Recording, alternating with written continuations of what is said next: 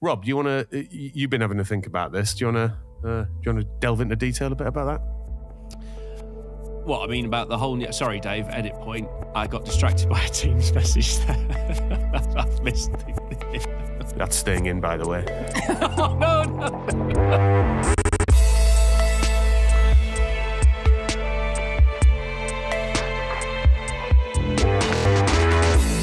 Welcome to Cloud Realities, an original podcast from Capgemini. And this week, it's a conversation show exploring the practical and exciting alternate realities that can be unleashed through cloud-driven transformation. I'm Dave Chapman. I'm Esmee van der Giessen. And I'm Rob Kernan. Right, so we are back for season 4 after a pretty nice summer. Woohoo! But before we get into what we did on our summer holidays, I want to welcome a new voice to the show. You may have heard her at the end of season 3. I'm delighted to say that Esmee is joining us as part of the team. Esmee, how are you doing? Yeah, very good. Thank you. Very excited to be here and be part of the team. Are you still feeling okay about the commitment, or are you having second thoughts yet? Ask me that later. No, I'm very happy to be part of these conversations, and so far you're pretty nice company. So far. So far. There's a disclaimer there. So yeah, I think that's fair and probably sensible of you to put that disclaimer in. What kind of interest have you got in this subject? Just give us a sense of like how you're coming in and your framing for this. I think what I love most about technology is that the meaning that we actually give to that technology. And I think really diving into what it means in cultural ways and human ways is what really fascinates me, even from an early age. Like my dad and my brother brought home gadgets. So we were the first one with the buzzer, and we used ICQ and MSN for people that are my generation. And I really loved that, communicating through technology. And then in class, you were actually asking, like, what time do you get online? And I think that is just part of how I grew up. And it still fascinates me till today. And also in everyday life. So I was a CRM consultant back in the days. That's how I grew up. So thinking holistically about customer journeys in sales, service, and marketing. And then again, it really was about user adoption that fascinated me the most. So that's what I'm mostly excited about the impact on people. And I'm also that kind of girl that just grabs a gadget and pushes all the buttons. And I love that, just to see how it works. Do you do that before or after you've read the manual? No, absolutely before. Yes, and I think it's really bad user experience, or it says something that a user actually needs a manual. Depends on the audience, though. Right. But yeah, for me, it wouldn't be a good sign if I would actually need a manual, if you know what I mean. Don't know how you feel that about yourself. Even with a vacuum cleaner, I need a manual. But there's a universal constant. It's like the play button on anything is a green triangle. Stop is a red square. There's lots of conventions that we work to. The burger menu in the top right, I forget the ellipses or whatever it's formerly called, is where you get the drop-down options. We have got to a state where good user interface design means I shouldn't really need a manual. I should just be able to poke at the screen, unless you're a producer. You don't get a manual with an iPhone, do you? No, but you probably do with an Android phone, though. I can't believe you've gone there already, Dave. Rob loves a bit of complex technology. Oh, yeah. But it's also about learning and development. We were brought up with technology, or at least all the generations that come after millennials, I think. But still, then there's a huge group of people that, do need those manuals. So luckily, they're still there.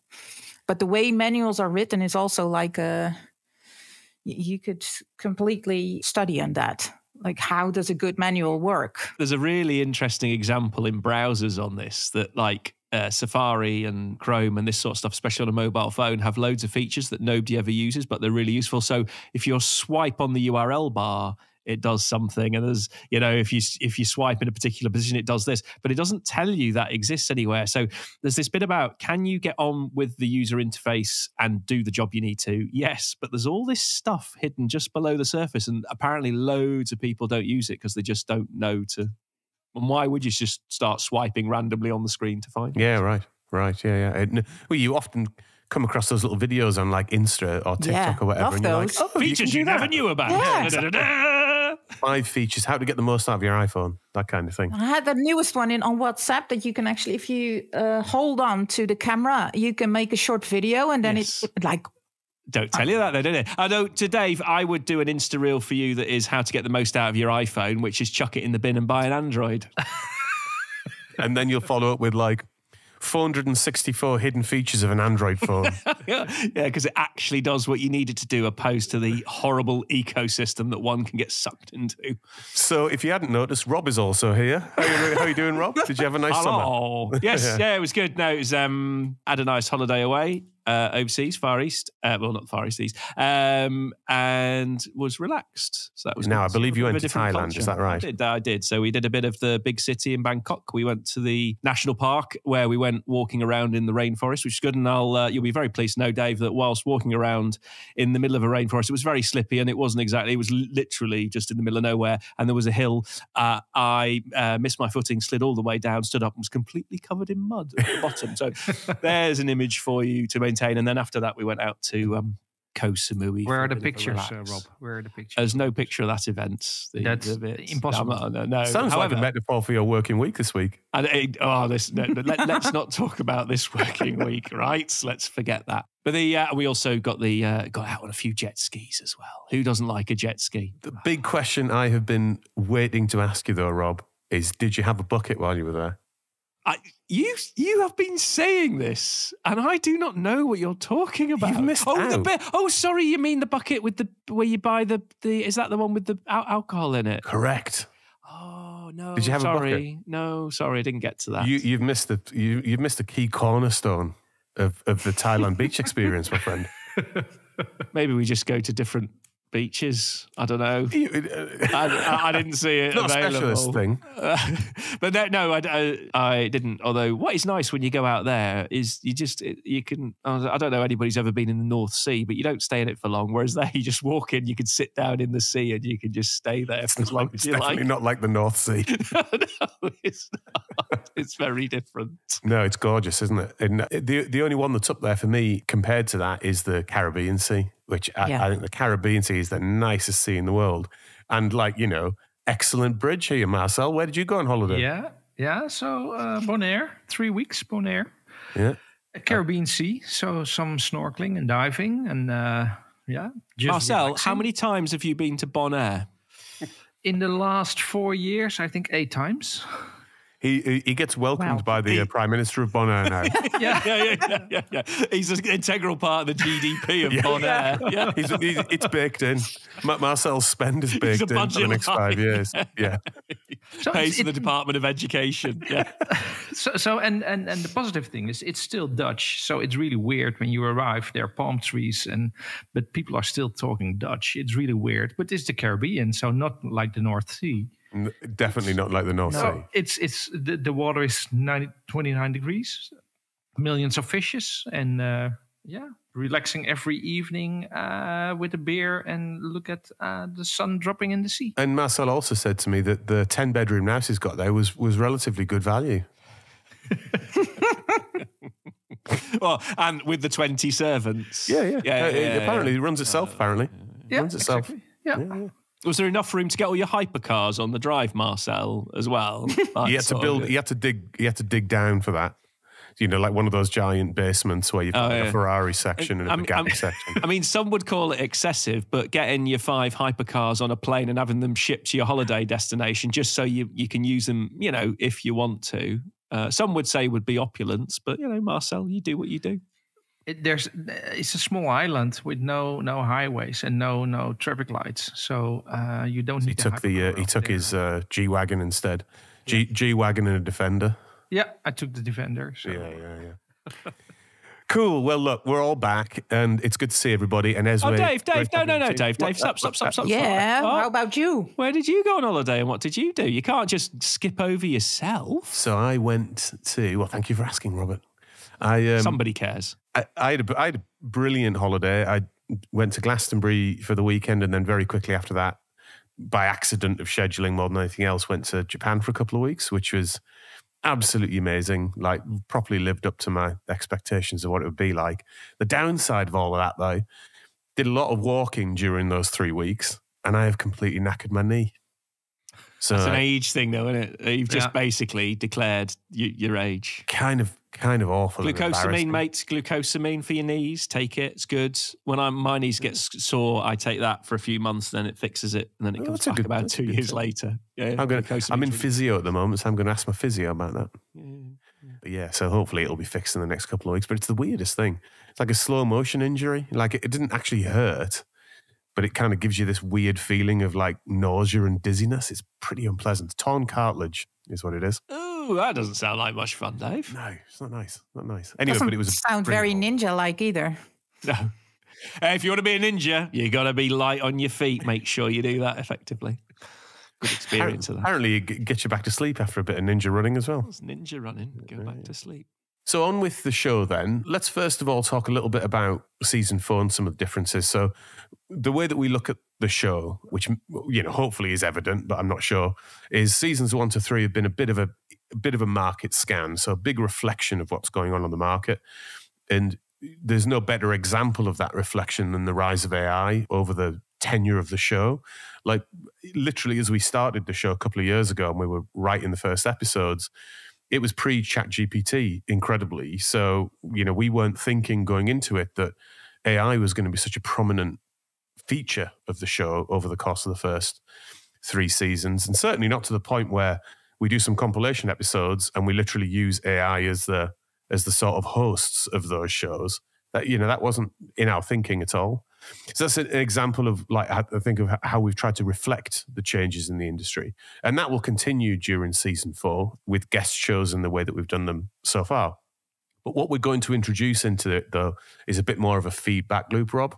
Yeah, so thinking about the conversations that we're having and connecting them. And also, as part of it, maybe some counterbalance episodes as well. So, when we talk a lot about what's going on in one direction, can we hear the voice from the other direction and then make sure we create the debate and maybe some points of tension within that allow us to provoke a bit more of thought around particular topics and issues. So looking forward to having that yin and that yang associated with the conversations that we've been having up to date.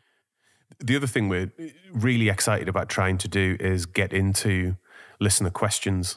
So the idea is, listeners can send in challenges to the team, and we, and potentially with some friends of the show, will take, 1 or 2 of those questions once or twice a month and just explore the depth of that question. And our amazing and fabulous producer, Marcel, has actually created an email address for people to use to submit ideas and questions. Last generation technology, Marcel. We have to do it. Like the worst digital interface we could possibly design via our producer. He implements it. I think we discussed, using snail mail and whether we should do packages. I'm for carrier pigeon. I mean, I'm going like old school carrier pigeon. So Marcel, would you like to unveil our very, very cutting edge email address? It's cloudrealities@capgemini.com. There we go. So please do. That email address is real. And if you're still using email, please send us an email. And if you'd like to just message any of us on LinkedIn, please use that route too. Love to hear your questions. Like my cloud transformation isn't working. It's costing me too much. I'm not getting the benefits that I wanted to get, all the way through to why are humans in the picture so important? You keep banging on about it. What's going on with that? Anything you want, go anywhere you want. So yeah, hopefully we'll introduce that sort of more analysis into the show as we're going forward.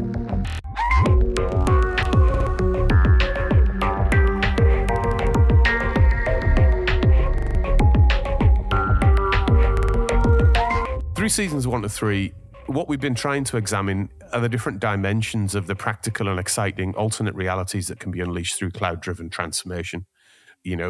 What does that actually mean, though? I thought it was probably worth a bit of a level set on that as we go into the rest of this season.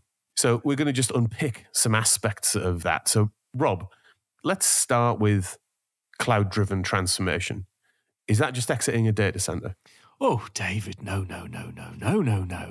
It's a whole new era. And we talk about epochs of computing, but essentially our organizations look like the technology they have to manage. And what cloud gives us is an ability to decouple and get technology the way we want it our way. So no longer is technology as in the tail wagging the dog, but now we have control over it much more effectively. So suddenly operating models can change. We can become far more business focused. We can codify the world. So Gene Kim's episode that we discussed in season 3 was a fantastic example about how we can behave differently in an organization when he wrote his book, The Phoenix Project, and then obviously wiring the winning organization. And so we create new potential. So what is it? It's a thing that if we know that we can change the way we operate around it and we commit to that, you can create like this new potential. And under this new potential, what you're able to do is completely change business models, completely change the way we approach problems, completely change the way we operate and work on a day-to-day basis. And I think if you're still in the world where it's product version upgrade, the next version of this or that or the other, you're like on a very low horizon. And what it's actually allowing you is to dream more. And that's where it is for me. So, it's that core, which is it's allowing us to do things we could never do in the past and just change the way we interact, from a technology perspective, and change the way we interact as humans and change the way we think about delivering experiences and outcomes in a different way. I obviously concur with that. And I think the way that I think about it is, back to your point about epochs or eras, for me, when you look back at, say, like, you could split this in a few different finer ways if you want to, but I sort of see 3 main eras, like the era of the mainframe, the era of client server, and then the cloud era that we're currently kind of 10 years into at this point.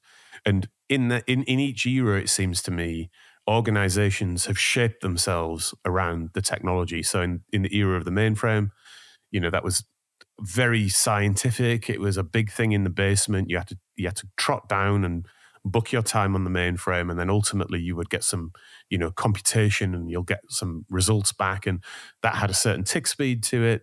You had to have cooled rooms and specialist equipment, and it was a very centralized thing.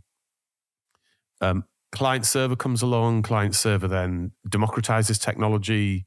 The goods and bads of a server under every desk, and desktop compute, and putting computation in the hands of like every staff member, which would have been unthinkable in this more scientific era of the mainframe. And then what happens, of course, organizations start to reshape themselves around that, and ways of working change, and organizations get a glimpse of what it might look like. Global organizations can start to work as more like one organism rather than being distributed. And there was a big wave of globalization of organizations on the back of what was technologically possible at that point. And then we come to the cloud era. And Esmee, for you, going into the cloud era, what's different and how does it distinguish itself from previous eras of compute? I think because also with the dog and the tail that Rob was referring to, it taps into the autonomy piece, right? So if teams can deliver value autonomously, then you can speed up delivery and deliver value faster. And that relates to Daniel Pink's drive, intrinsic motivation. And I think if the autonomy is now being accelerated by cloud, by technology, which is great, then the focus should, in my opinion, be more on the 2 other aspects that Pink is also talking about when it's about intrinsic motivation, and that's purpose and mastery. And I think mastery is all about learning and development and getting everyone, really understanding the power of cloud and AI and Gen AI. And then you leave, or it comes down to purpose. And I think those are the bigger questions, the more human questions that we should also now be starting to focus on. It's now all about AI. It's all about what the tech is going to do. Okay, so that's good. That's great. But what about purpose? Who am I and what am I here to bring into this organization or into this world? Even a bigger question. And then, yes, autonomy and technology can even be more helpful in unleashing our true potential. I've got an interesting fact about autonomy. Brace yourself. Here it comes. No, it's an excellent point you make, and it's a really important one. Is happy people are 20% more productive than normal, or even worse, sad people are less productive. But let's take not like 19 or 21%. No, it's 20. Dave, it's 20%. Okay. Yeah. Okay. .0. 20. Absolutely. Yep. Bang on the nail. Measured. That's it. And then the biggest thing you can do to make a person happy in the workplace is allow them autonomy to just get on and do the job. And they don't have to interact with other humans, ask for permission, all this sort of stuff. So the biggest productivity boost you can give in your organization is to grant autonomy to drive the happiness, and you'll get an extra day out of the working week. There you go. Oh, I find that a bit, I don't know, because happy people for me also means collaborating with other team members. Oh, no, that's a bit where you're being creative. Absolutely. It's more about as you go through your daily job, asking permission for things are right and you do every day, just letting people get on with it. I think repolarizing organizations from sort of hierarchical top-down control to bottom-up support and enablement massively unlocks the potential of your organization. But you're right. It requires a change in thinking around, I'm going to use the T word, like trust and autonomy. It becomes a massive aspect of the cultural change required, I think, in the cloud era, do you think? I think it is. There's a lot of concern in big organizations about risk, and that's fair because regulated industry and people who deal with sensitive topics, risk to life, that all needs to be controlled. But if you create those paved roads, those guide rails, that rule book that says as long as you stick within these bounds, you can do what you need to do. That is a basic principle to start with to drive autonomy, and then you can develop with that. But that is a fundamental shift to trust, to say that the humans will stay in the road. And I always use the example of mass transit system, which is you don't ask permission to drive to work in the morning or get on a train or get on a bus. You buy a ticket, off you go. And we all interact. We know what to do at traffic lights. We know what to do at roundabouts. We know how to join motorways and how to get off motorways. And if you break the rules, guess what? A policeman might turn up on your door and say, please come with me. But the point is that the whole thing is massively... It's only happened a couple of times to you, that, hasn't it, Rob? Yeah, but there's a whole thing about trust that drives a massively autonomous system that works incredibly effectively world over. Yeah. And so corporate cultures need to think more about those types of codified systems and to drive autonomous behavior. And you know what? Roads can be safe, they're well managed, they're well understood, they're very effective. This is the mindset we need to get more towards. Yeah, and I think when you bring sort of the points we were making earlier about the cloud, removing lead times and opening up huge amounts of potential with the points we've just made around sort of the fundamental change in kind of humans in an organization. I think that's what we mean when we talk about holistic change that attaches to the cloud, that it's not just a technology change. It's a deeper and more fundamental opportunity to address how organizations function. And you look at the ones that have really digitalized themselves, both culturally and from a tech perspective. You can see their performance in terms of how they come to market, what they're bringing to market, the speed they get to market, the innovation in the market. These are the things that can be unlocked. Yeah. In that, though, one of the other threads that we've had that I think it might be worth just bringing into this bit of the conversation is digitization versus digitalization and what that really means. Because I think there is a link between the distinction here and, say, some of the cloud eras that we've talked about, Rob? Yeah, I think a good example, and this happened very early on, is an example would be if I want to do something, I fill in a paper-based form and I send it to your organization and your organization processes it. And then I put that online. So basically you go to a website and the form looks the same as the paper did. And when you click submit, it goes off to the same team and they just process the same information. What you've done is you've cut out a sort of time lag between presenting the information and it being consumed. Digitalization is taking that entire process and rebooting it to a completely different interaction model where when you're trying to interact with an organization, it might be smaller micro interactions. They may be able to prompt you in reverse with data. You don't have to interact in the same way. It might be automatically monitored. The human might not actually have to submit a request to the organization, but they already know what they need to do. It's about changing that experience and changing the style of that interaction associated with the experience so that it becomes less irksome. It becomes much more efficient for the business to deliver that experience, et cetera, et cetera. So there's this fundamental shift to I'm actually rebooting the way I operate and changing the experience, as opposed to just putting a form into a web page and doing the same thing behind the scenes. That's the difference for me anyway. What's the distinction in those things for you, Esmee? Digitalization versus digitization? No, I think I can absolutely understand what Rob is saying. So I relate to that. That's and the first time for everything. Yeah, that's recorded now. Welcome to the show. Yes. Thank God you're here. Cannot get any better now, huh? No, I think, again, the human part, is it really helping or is it not?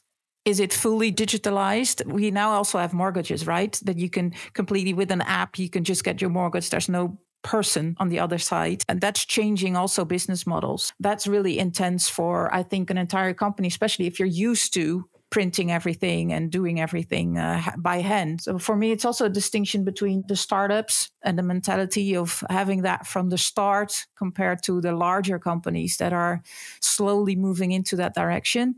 And I think the biggest challenge for them is to have, and you've seen all kinds of ways of getting there, to have like a completely different part of the organization, like separate, already, having that ingrained in the DNA and starting to really get completely digital from DNA start, or to slowly get into that. And we see examples of success in all different forms and places. And that's what I also find fascinating. And what is it that the sum of all parts, that the one company is able to do that and the other company is just somewhat failing in whatever they're attempting? It's a good point that you raise at the end there, because what we're talking about here is extremely non-trivial. It's a vast journey, a huge leadership challenge, a big financial challenge, and it comes with all the attendant risk that Rob was calling out earlier. So from an organization point of view, it's challenging. But let's maybe wrap up the conversation just by talking about the human experience of it. What it means as the human to be kind of autonomous and trusted with a larger accountability. That can be daunting. It can be quite a big change for some people who might have been quite comfortable with the way that they were working before. And it's quite a journey for quite a lot of people to go on. Yeah. And there's an aspect that we've touched on in the show before, and it's important in a lot of the cloud organizations, which is a notion of psychological safety.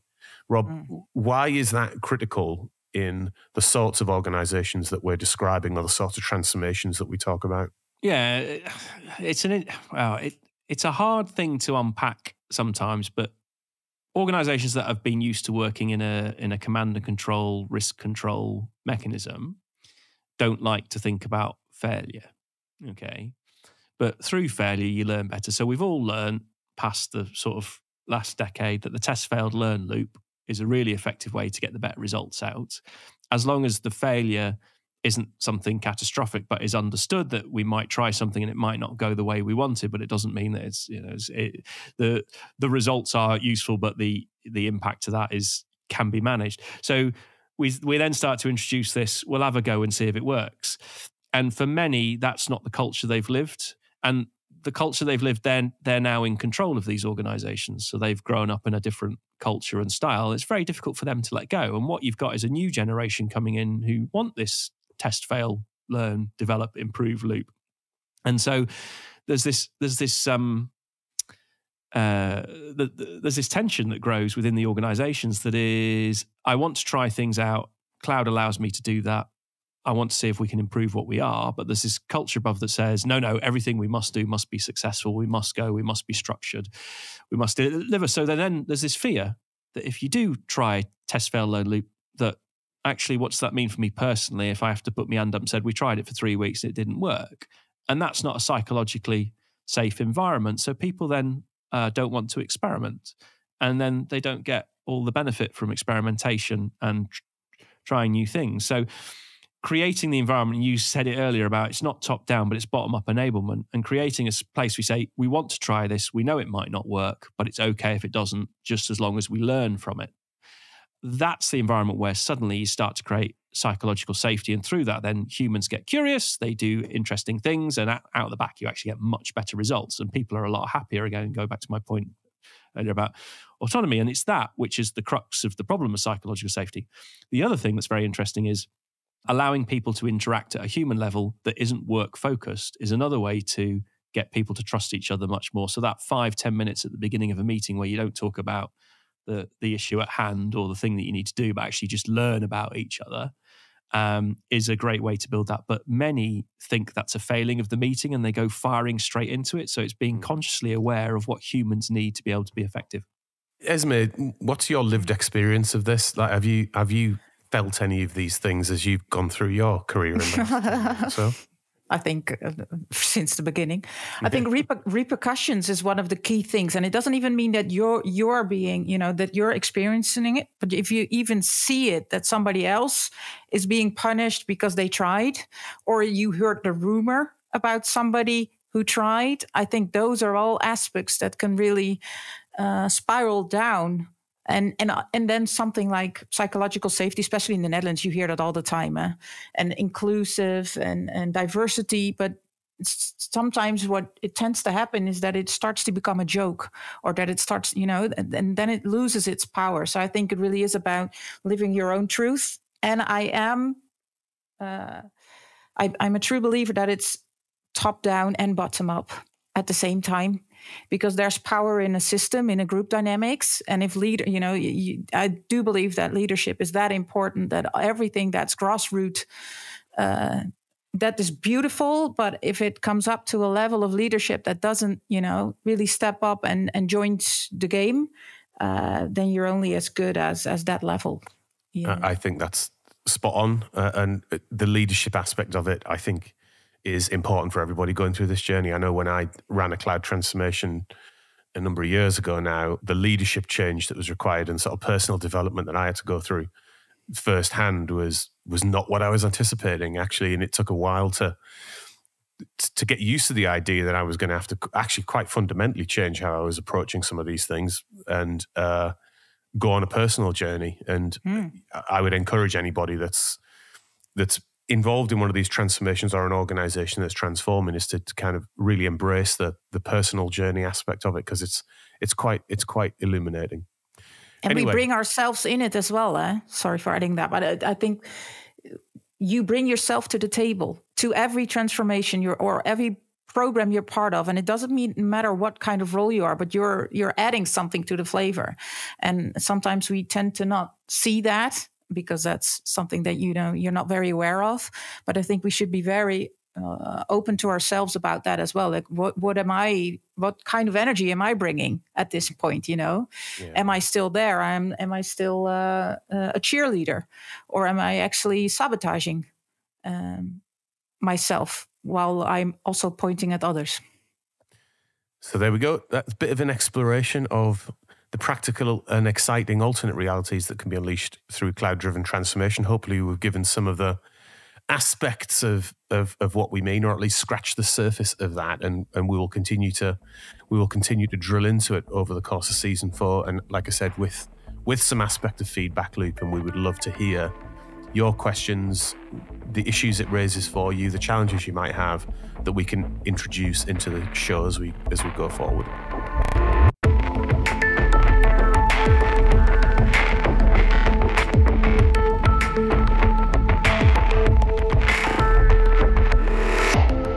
So we end every episode of this podcast by asking our guests what they're excited about doing next. And that can be anything from a good restaurant at the weekend through to something in their professional life. But since we are just in a team-only show and we're kicking off the season, I thought it might be appropriate just to quickly go around the team and find out what they're excited about going into season 4. Marcel, what are you excited about? No, Marcel had fallen asleep at this point. I'm sure it's not a reflection of the conversation. Marcel, what are you excited about doing next in season 4? So next in season 4, so I think it's the structured approach that we really will focus on, especially around thought leaders, and I think we have some exciting names over in the pipeline. So that can be, I think, amazing sort of podcasts. And on a personal note, because you're always asking about personal or private. So on a personal note, I think I will work on my Defender in the winter because it's old. It has to be some maintenance on it, maybe some painting, and so yeah. So. And you is that because you finished restoring the Ferraris at this point? Yeah, Esmee, what are you looking forward to? Newly joining the team and kicking off a new season. How are you feeling about stuff? No, I'm just very excited just to be part of the team, as I said already. So that's what I'm really eager to learn from you and our guests, because I think there are a lot of different voices in the room, as what we already try to, say that we want to set that out for this season. I don't really believe in black and white, that it's not either or. So I'm really curious about, what are all those different perspectives that we can bring in, and just be open to that and add my point of view to that. And on a personal note, I have a water pump that is failing, which is electric and 50 years old for the garden. So I'm hoping to get that fixed on time before it really starts to become warm again. Insight into the rock and roll lifestyle there, yes. Esmee. Yes, gardening. Yes, I love that. And to be honest, it's also a sense of the same with meditation. Yeah, I do like that. Yeah. Love that. So I'm hoping to get that sound back again. It's the sound of the summer, isn't it, that? Yeah, it is. Yep. Really nice. And Robert, what are you excited about for season 4? A bit I've always enjoyed on this podcast is meeting people and hearing what they've got to say. So for me, there's been a few moments and a few people we've spoken to that have really made me think differently about various things, from a sort of meeting like the likes of Susan Hockfield from MIT or the Gene Kims of the world, right through to the Anders inset simulation theory, which is still playing on my mind. But it's that which is, I really enjoy that interaction. So I'm really looking forward to more of that thought leadership bit, because you can do courses and you can read books and all of that good stuff. But actually the real learning comes from when you have the conversation around the types of topics we discuss. So that's for me. And for me, actually, just building on those points, I'm looking forward to spending a bit more time as a team and dwelling on things as we go through a little bit more than we have in the past, and really hope that we get some questions and issues raised by the listenership, and that we hear a little bit more of what people are thinking when we're banging on about this stuff, and that we can integrate that a little bit more into the show narrative. So really looking forward to engaging with that. And if you do have thoughts or concerns or questions that arise as we're talking about it, like I said, get in touch with us through our extremely technical new interface called our email inbox at cloudrealities@capgemini.com. So just like Dave just mentioned, you can email us, but we're all on X and LinkedIn. So please drop us a message, connect with us, let us know what you think, because we really need that to improve our show. And we're looking forward to hear all those questions. A huge thanks to our team, and for me as a personal thanks to the team that I'm being so heartfully welcomed by you. I love that.